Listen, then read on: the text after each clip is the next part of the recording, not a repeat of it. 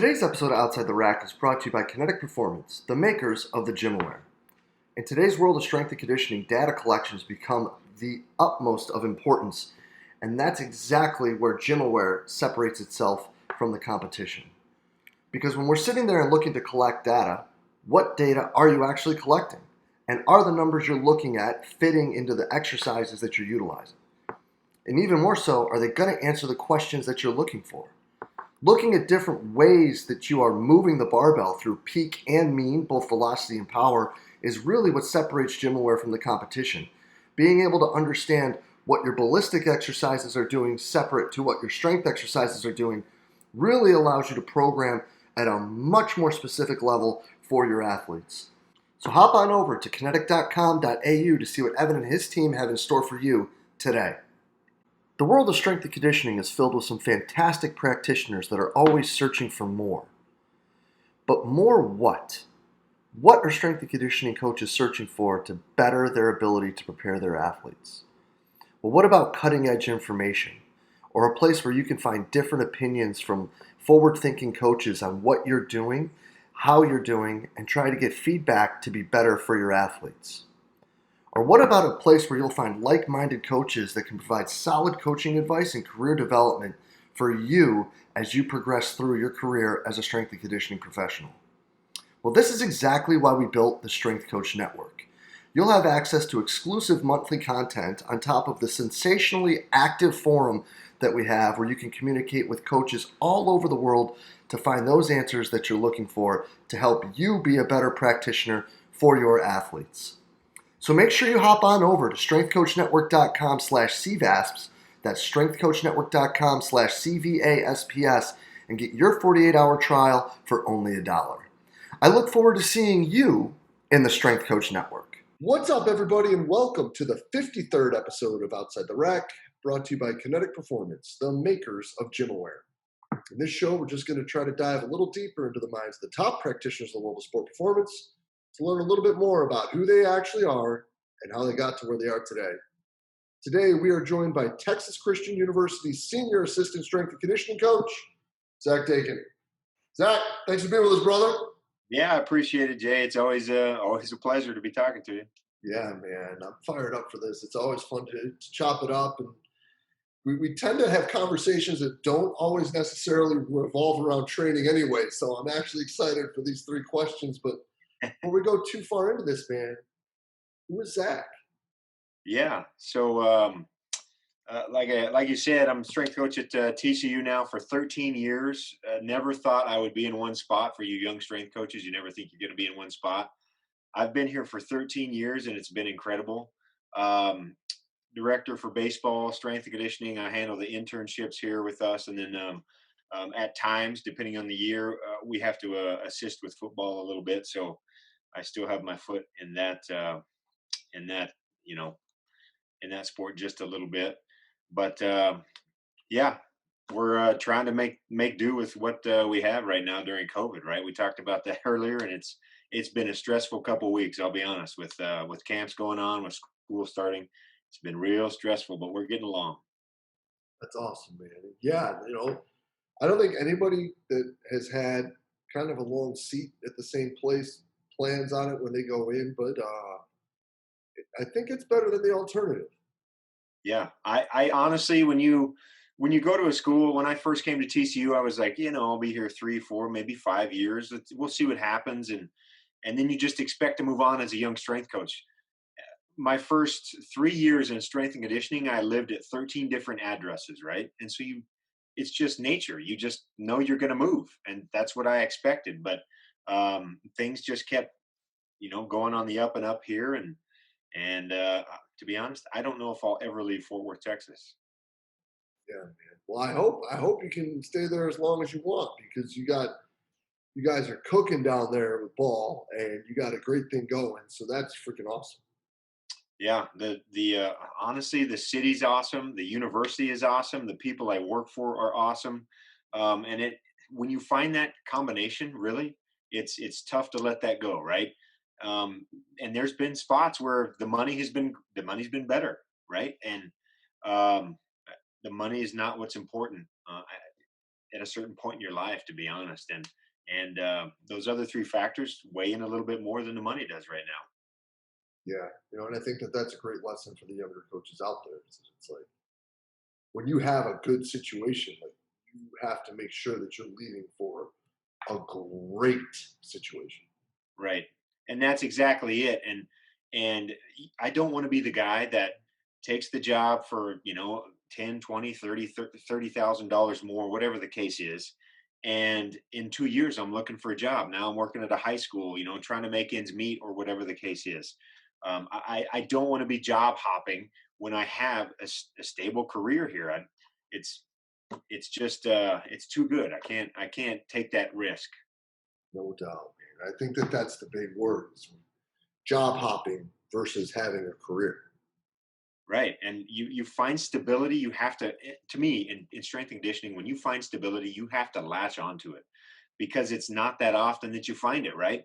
I've got mentors that I respect the heck out of and are the greatest strength coaches in the world, in my opinion. But it's strength and conditioning. It's 2 years here, it's 1 year here. I haven't got a job. I haven't found something for a year, so I got to pick up something. Then it's 3 years over here. And I know these guys are excellent strength coaches, but that's just the field of strength and conditioning. So I always told myself when I find stability, I'm gonna have to latch onto it. And my stability was at TCU. That's rad, dude. But is it, just because you've been in the same spot, you're still a big time student of the game. You're still trying to grow and learn and share. Like you share a ton of awesome stuff. So I'm actually really fired up to get into question one here. If you wouldn't mind, please describe for us a learning situation that brought about an epiphany in your career. Yeah, so it was a head coach that actually said something to me. We were in the office on a Saturday, and obviously my attitude or something was bad. He was asking me to do something either later that day in the evening or Sunday or something like that. And he turned and looked at me and he said, "Why is every strength coach that I've ever met, why do they hate the world? Why do they resent the world?" Right. And it was an eye opening moment for me at the time because I was letting other people dictate my attitude of sorts. Um, I came up in strength and conditioning. I shouldn't say I came up in strength and conditioning, but strength coaches, honestly, a lot of time have a pissed off outlook at the world, right? Because you don't think anybody gives a shit about your field or your career. They don't care about the athletes, right? The sport coaches don't care what you think, and so we always had this angry attitude at the world, like everybody was against us. And it was that moment when I decided I was letting other people dictate my attitude.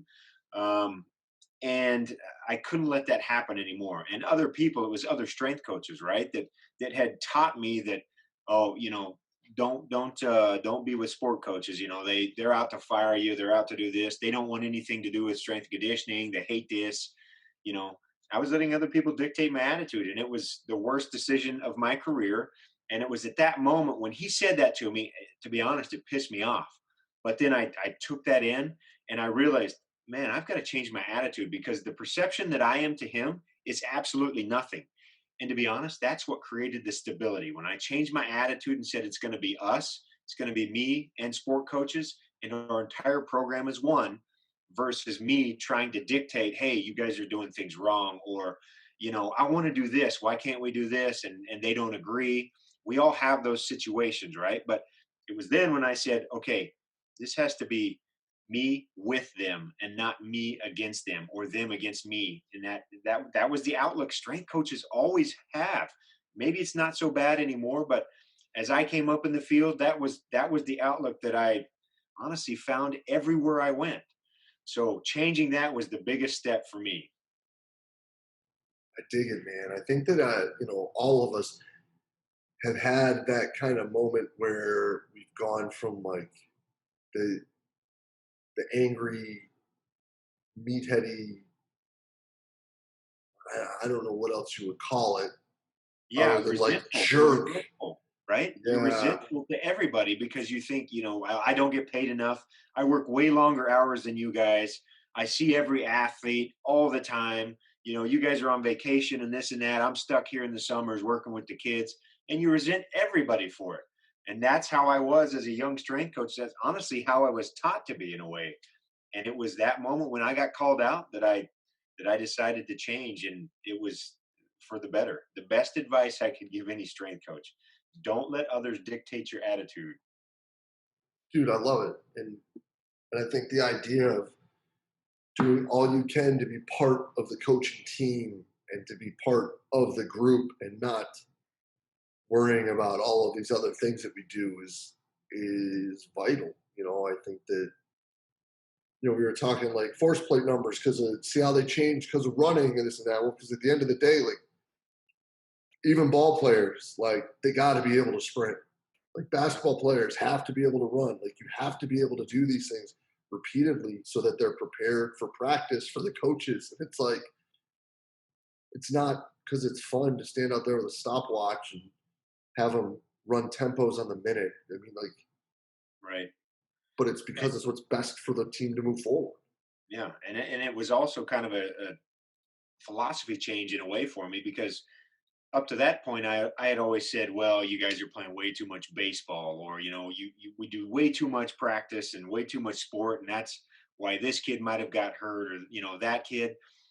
And it was an eye-opening moment in the fact that that's not the problem. It's the fact that I have to join forces. You have to join them, right? We're going to practice. We're going to learn our sport. And I'm 100% in favor of that now. I realized where I was wrong back then, but that also led to to reverse engineering the sport and building my athletes for what they got to be prepared for practice and then the games, and taking all of that stuff and combining it with the sport instead of trying to fight the sport, right? That's what we do as strength coaches early on. Yeah, every young strength coach to me wants to fight the sport. They want to be against it instead of joining the sport and trying to, give what the sport doesn't give, or whatever the case is. We've got to join it, not fight it. I love it, man. I love it. And I think that leads in great to question two. If Zach had one question that he could ask and he knows he's going to get the answer, what is that going to be and why? Right now, it's probably how much strength is enough. It's just things that I've been diving into. Sometimes I think I know the answers, and then there's other times that you're shocked. But I think it would be how much strength is actually adequate for our athletes in each sport.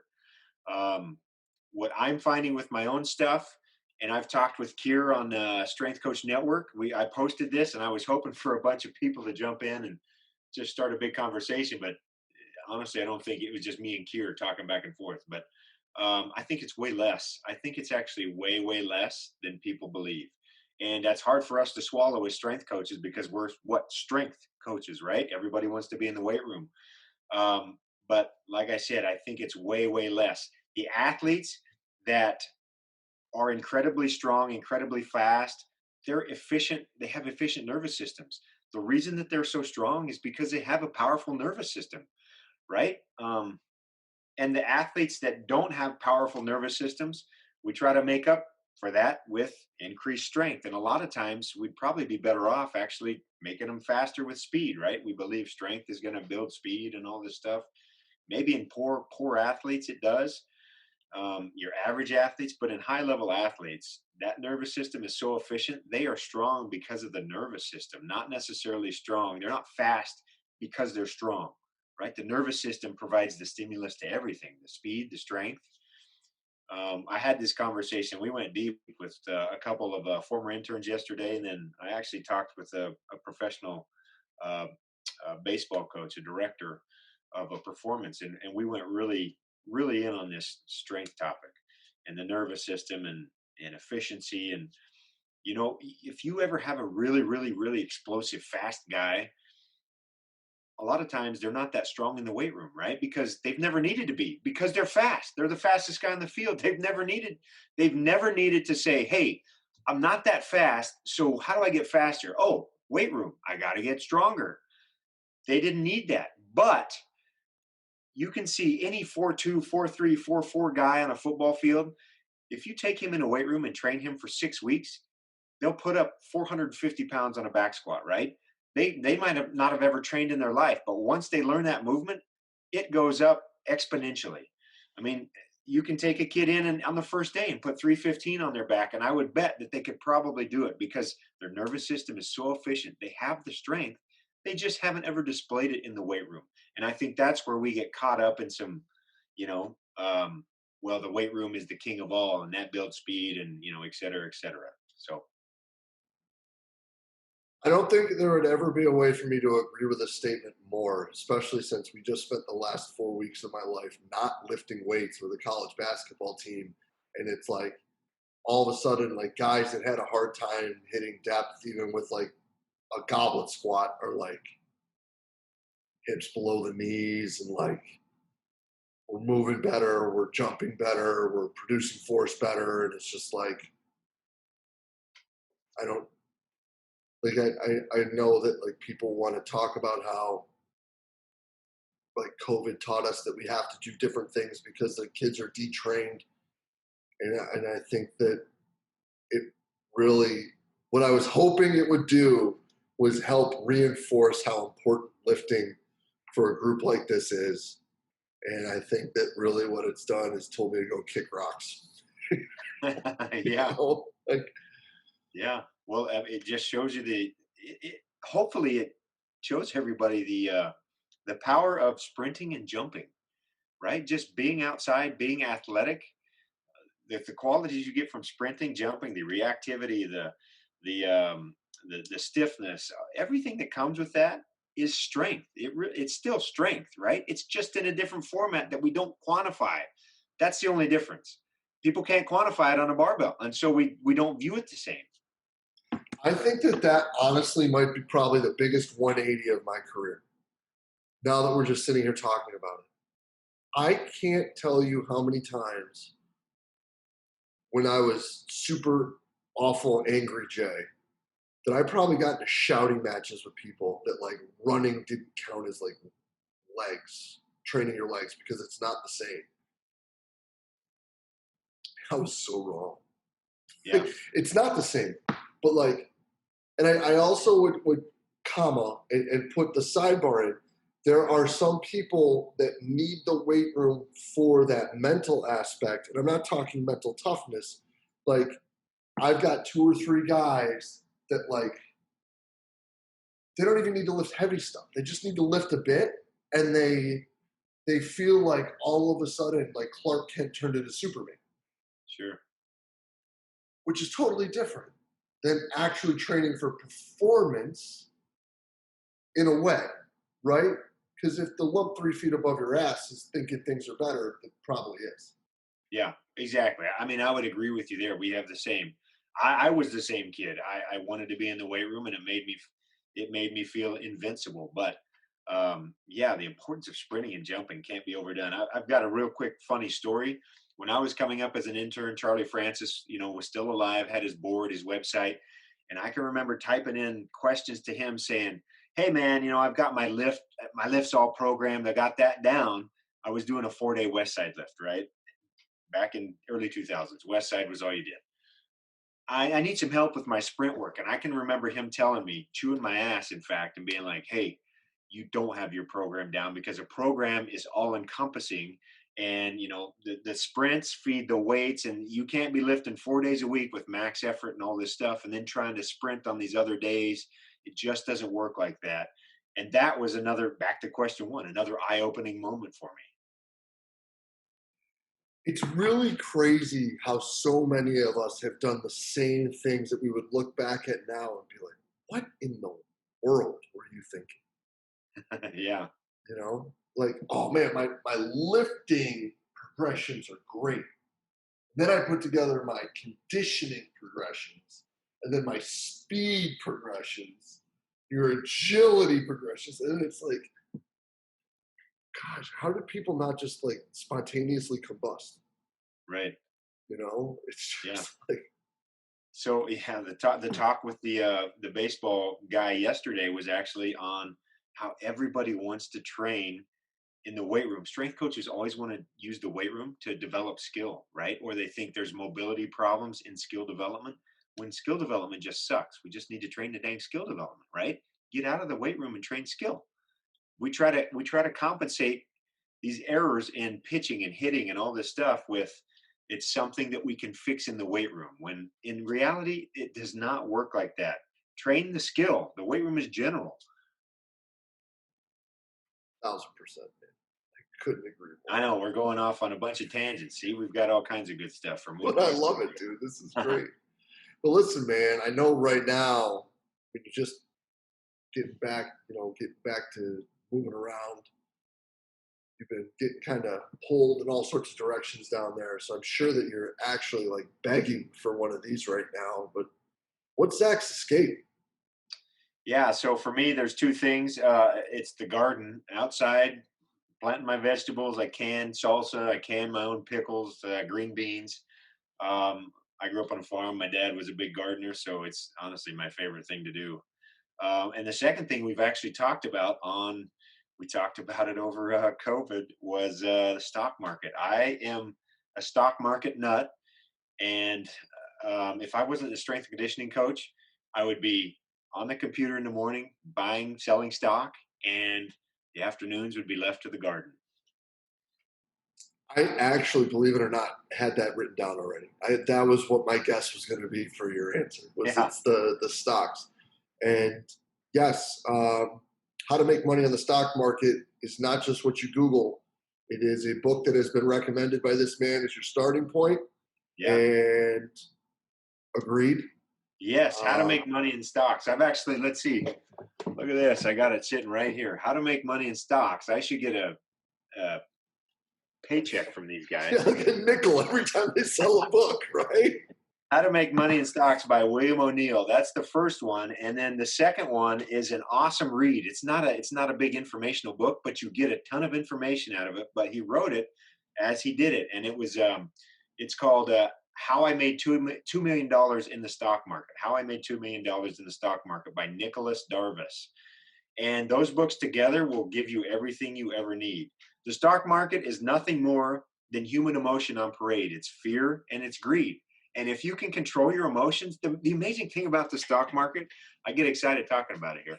The amazing thing about the stock market is it's no different than what we do on a field, or in our careers. It's athletics. You have to control your emotions on the field.